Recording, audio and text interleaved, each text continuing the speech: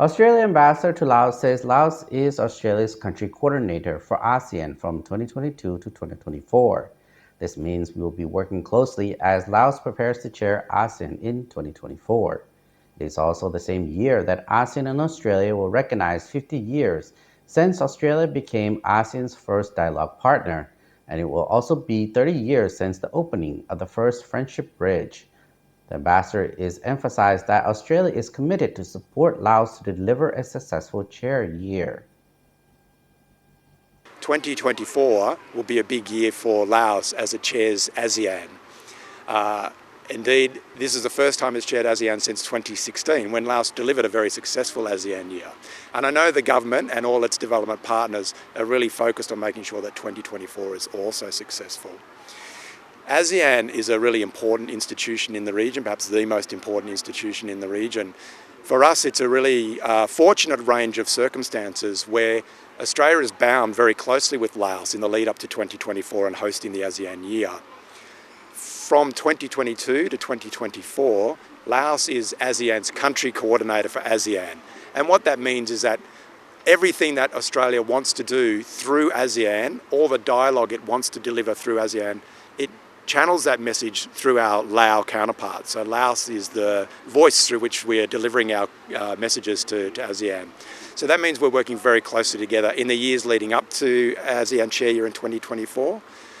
But it's also actually a significant year for Australia in 2024 because we will recognise with ASEAN 50-year anniversary of Australia as its first dialogue partner.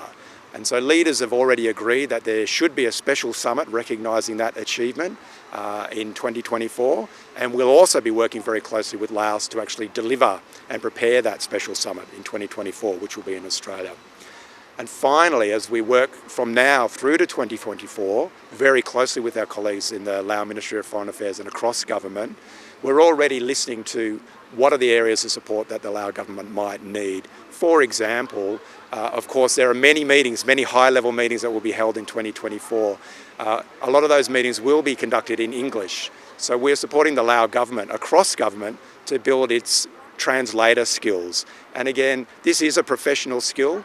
We've agreed to send 18 representatives from Laos to Australia during the course of 2023 to go through a one-year program to develop professional translator skills.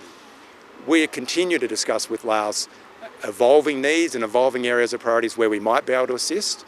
But the main thing is we're working very closely together from now through to 2024. And it's a real privileged position for us to be in.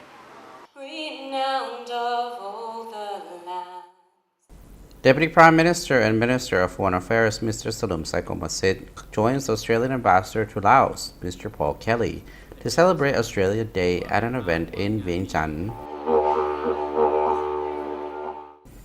Senior government officials, foreign diplomats, and representatives of international organizations and civil society groups also attended the event, which showcased Australia's history and culture and the unbroken relationship between Laos and Australia.